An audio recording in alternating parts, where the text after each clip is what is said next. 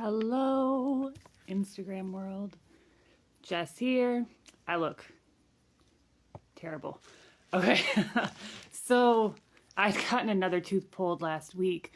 So I've been having a rough year when it comes to assessing and working through the symptoms that are coming up in my body. Very much lots of head, dental, sinus issues that I've been dealing with. So what I wanted to come on here to talk about today is that I think a lot of people misunderstand like chronic illness and what true healing actually is. Because while modern medicine, Western medicine, has its place, one thing it doesn't do is, we hear it all the time now of healing at the root cause. That's one of the main things that holistic coaches, nutritionists, holistic doctors, we always talk about going to the root cause, right? That is the depth of healing. And we need to go beyond the symptoms. But there's some nuance and misunderstanding sometimes to that as well, because when we want to assess the root cause, sometimes it's really difficult, almost impossible, to actually identify the true root cause when we experience symptoms. Physical, emotional, and mental symptoms all point back to an initial spiritual conflict, a biological, I don't even want to say biological. So German New Medicine talks about it in terms of a biological conflict that initiated this cascade of symptoms, essentially. So going back to the initial conflict and resolving that will, in turn, cause the cessation of all of the symptoms and the actual healing to take place. So there's so many layers to unpack when it comes to getting to the root cause of disease. Now, what a lot of people don't understand is the physical symptoms of chronic illness. Say the symptoms of IBS. We're just going to take that as an example.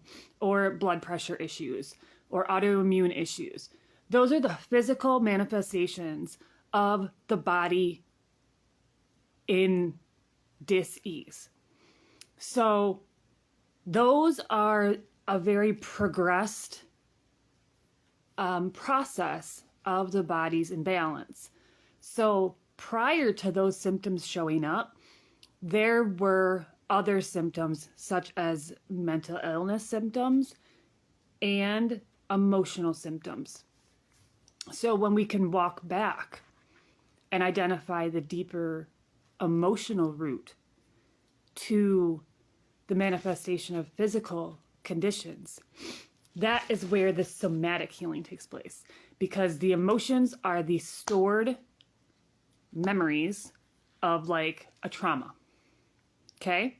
So when we understand that the emotions held and stored in the somatics, the fascia, the energetic system of your body, those emotional energetics are the byproduct of a traumatic experience that went unresolved. So the emotions were unresolved from the traumatic experience you had, however minor or simple it might seem. A lot of times they seem minor to a parent of a child. However, to the child, it can feel immense because how immature their emotional capacity is. They need guidance and support in order to be able to hold the capacity of certain emotions and experiences. So as parents and caregivers, we need to offer a lot more resources and support to a child to be able to get through certain experiences that often seem like very minor situations to an adult. So it becomes a dismissive experience, and the children almost dissociate, fragment, tuck away that emotional experience, the emotions that are unresolved with that experience, and it gets tucked away into the energetics of the body. And then over time, this progresses into emotional outbursts, for example. And as long as those continue to be dismissed, unacknowledged, the cause of that angry outburst, for example, the pain that is causing the angry outburst continues to be unresolved, misunderstood, unacknowledged, then it progresses into more mental illness, such as depressions and anxieties and bipolar. And then when those continue to manifest deeper, things show up in the physical body. And then we see the physical symptoms. So when we can understand that a physical symptom is not present without first being an emotion, I guess I'll just say that, then we're missing that link. Every physical symptom, every physical condition was first an emotional experience. So when we can understand that and how that links to the body and the expression of the body and the way our body is speaking to us through aches and pains, joint issues, discomfort in any area of your body, however minor, because it can start very quietly and it eventually starts to have to scream at you to listen. And that's where conditions get so harsh and can be so difficult because we've been ignoring it for so long. And often people get to the point of numbing out so much with pain meds and everything because it's been suppressed with pharmaceutical meds for so long, and it's not healing the initial emotional experience. And while you might experience healing for a while, it will eventually manifest in a different way. It will come back later on in life, or you're going to continue to have mental illness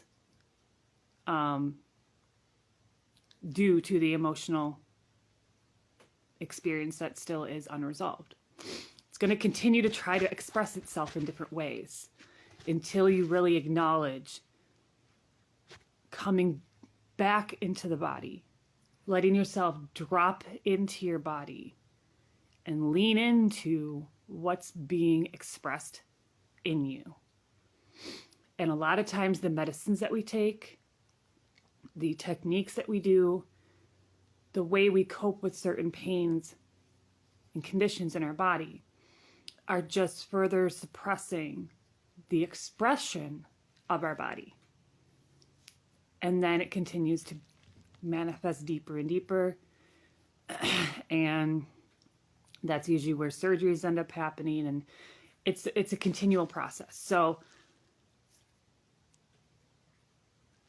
to really begin a true cellular level regenerative detoxification program, which is what I can help guide you through, you first need to understand that your physical symptoms are a guiding post. They aren't the problem. They're a guiding post into the body, to drop into your body much deeper, because there's more to be heard there.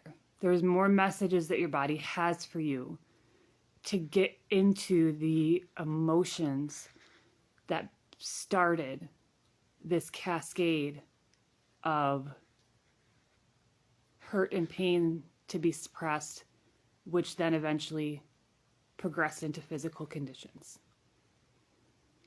And this is where a combination of movement healing, somatic therapy, the somatic dance, yin yoga, combined with a regenerative nutrition, intuitive nutrition is what I'm going to be calling it, because it's not as much about the deep, heavy detoxification. It's more about the slower, because I put myself through a much harsher detox program than what I would suggest any client to do. I went a lot harder and deeper, faster, I guess I should say, than I should have. And a lot of symptoms came up so quickly to where I wasn't able to manage them without having other side effects. So the hard thing about detox is your body will bring up your weaknesses. It will reveal the weaknesses in your body because you need to eliminate them. Any areas where there's dead tissue, cellular death needs to be removed from the body. So often when we see people in these detox programs, if it's not done slowly, that is why you see people kind of whittle away so much. A lot of times you can see people get very skinny or other symptoms. That's a good example. It's because the body needs to really cleanse out all of the, let's say, toxic cells in order to then regenerate and rebuild at a cellular level. It's energetic and cellular, so it's energy and matter. And bringing the nutritional aspect in with the somatics, I really feel it's game changing to bring the two together. And I'd wondered why I hadn't been able to really, I tried in the past to kind of like start as a nutrition coach, and I was scared to present myself as like a nutritionist, but now I am.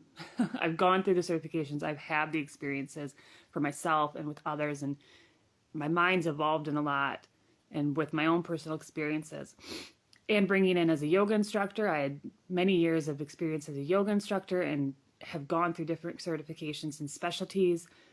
Yin in particular is excellent at bringing you into the body in a much more intuitive way, because you're brought into your body to feel the experience of the sensations in you.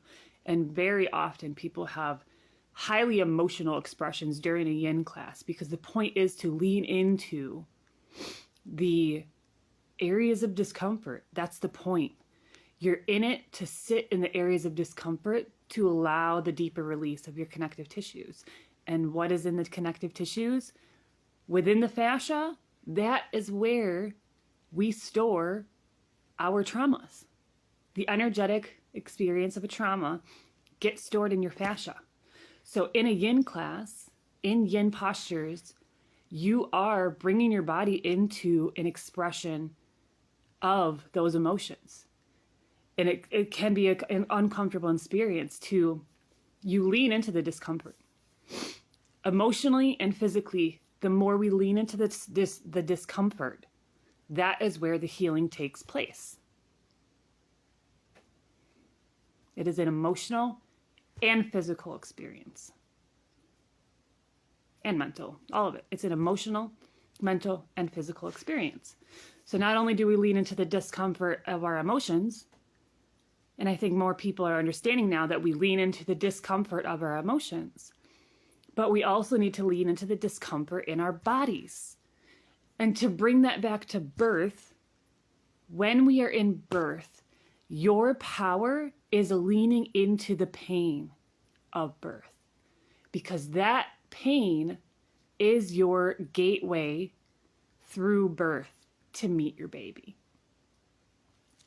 Instead of our Western medicine, who wants to hand you the numbing mechanisms to escape the pain. Instead, walk into it.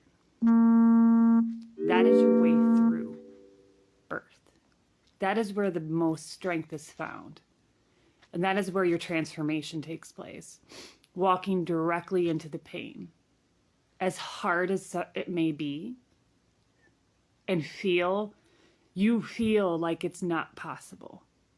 I remember it very clearly in my third birth, and that was my last one at home. I remember looking to my husband at the time and saying, I don't want to do this again. I don't think I can do this. I don't want to go any further. This is terrible. I can't do this. But I did.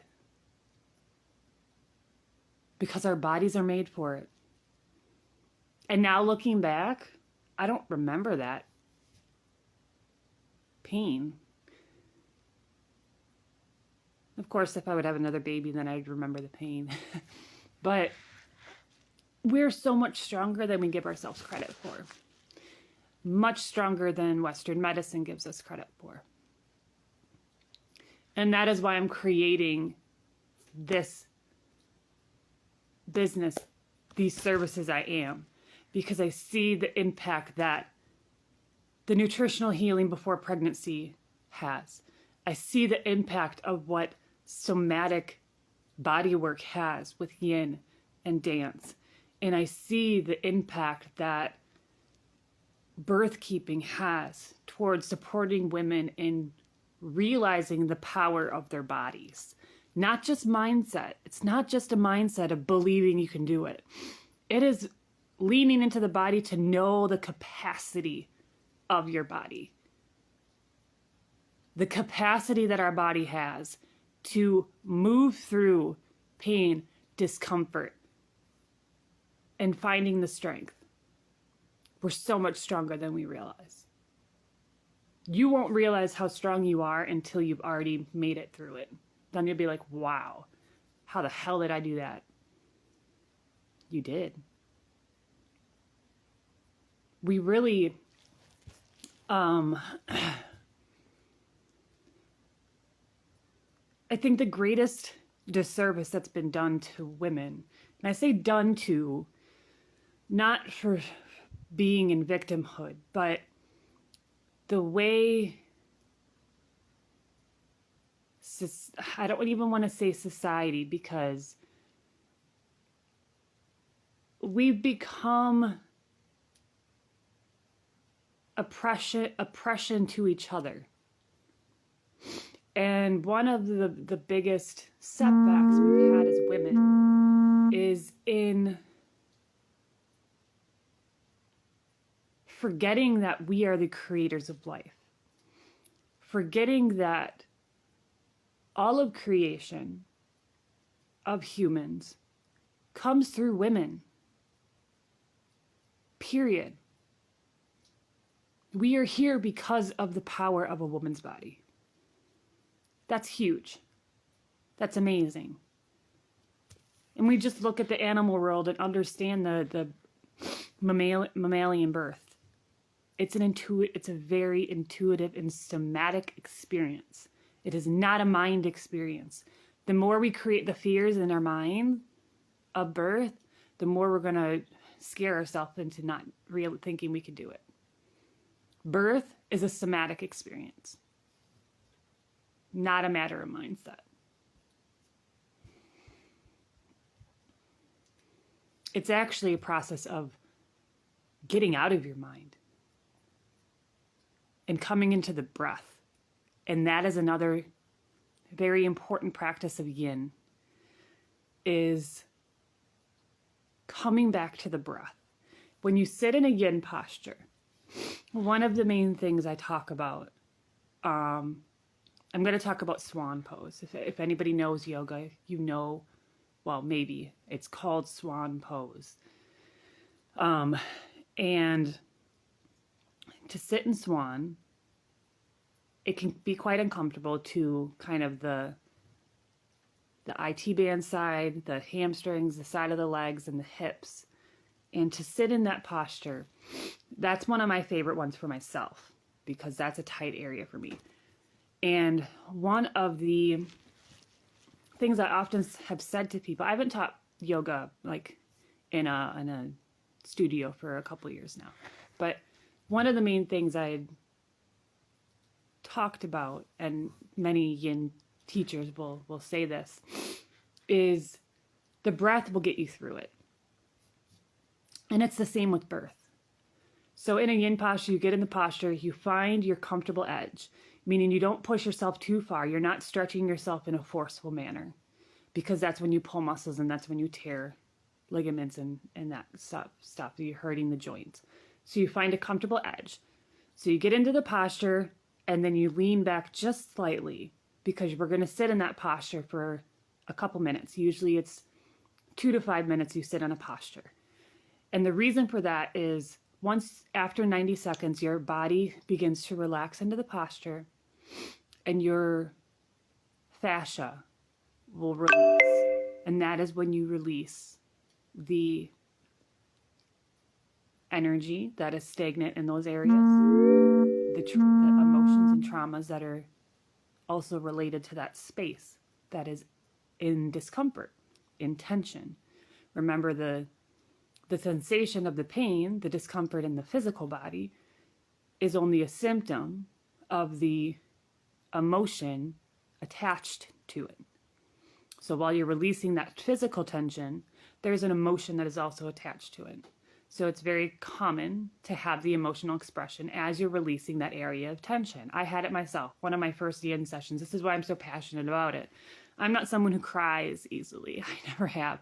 I've been very suppressive of my emotions most of my life. Very much of like, I got it taken care of. I don't need anybody. Suck it up and move forward. I wasn't one who was emotionally expressive much. So that's fairly new for me.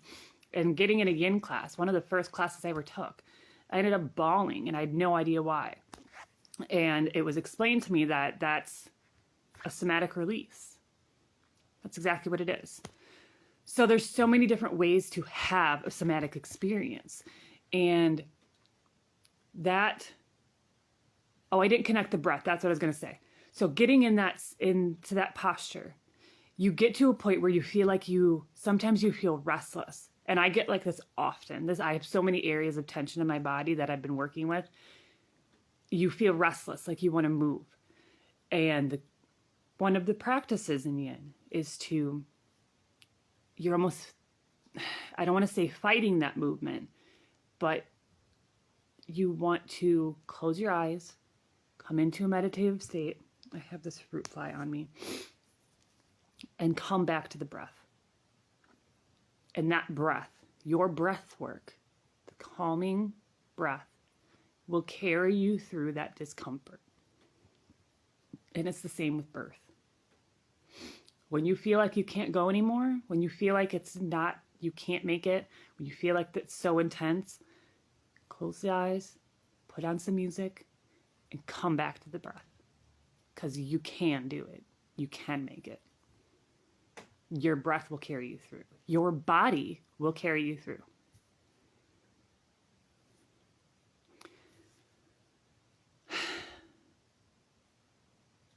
Trying to think of what else I wanted to say.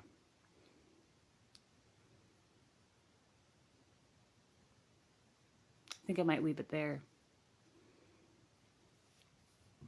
There's so much I want to bring forward, and I just am working on getting it made, getting it presented in the way that I want, and then bringing it out to launch. And in the next week or so, I will be launching I'm not sure of the name yet. I was going to call it the Embodied Wisdom Program. Seeds of Birth was another thought. But it's going to be a chakra journey. And it's going to bring us through each of the chakras. It's going to focus mostly on the lower chakras, because those are the ones that are related to our physical experience. So when it comes to the somatics and the physical body healing and birth work, it's primarily in the lower bodies, in the lower chakras. But there are links to the upper chakras as well. So it's important to acknowledge all of them. Like I've spoken before about how the sacral is directly related to the throat. So the throat isn't a lower chakra, but it's linked in, there's a connection within all of them. So I will touch on the upper chakras, but we're going to concentrate on the lower physical embodied chakras, because the root, sacral, and solar plexus are the ones that are really our physical experience on earth. And the gateway is through the heart into the upper chakras as we kind of expand in consciousness and in the enlightenment process. But you cannot go truly to the upper chakras until you work through and release these shadows within the lower chakras. And so many light workers want to dismiss and ignore the shadow work. But the shadow work is where the true ascension happens. So that's what I'm going to help walk people into. That's what this program is going to be about. The chakras, the somatics of the chakras, the emotions related to those chakras. We're going to do meditations, somatic work, yin, dance. Nutritional is going to be a part of it as well, because I feel the nutritional aspect is just as important to the deeper healing as the somatic work, the emotional work, the mental work, the body work. All of it matters. So keep an eye out for that. If you want to go get I have a free inner child healing meditation available on my website, and signing up for that will also get you on my mailing list, so you'll get updates on the programs I'm offering. I do one-on-one work for nutrition, birth support as a birth keeper, and somatic healing, whether it be yin, dance, regular yoga. You can always message me to set those up. I think I do have links on my website to set up appointments, but you can always email me as well. I think I have a link in my Instagram and on my Facebook. But the programs I'm releasing are where we're going to have some of the deeper work happen. So I'm excited for that. You can also join my Facebook page, as I will be posting a lot more there. So with the course, there's going to be a private group on my Wix. There's Wix groups. So I made my website on Wix. So I create the program through them, and there's also a group connected to it. So once you sign up for the course, you're also in that separate group. But I also have a Facebook group, which is Wildly Awakened Motherhood, and you can find me there as well. So happy Thursday, everybody.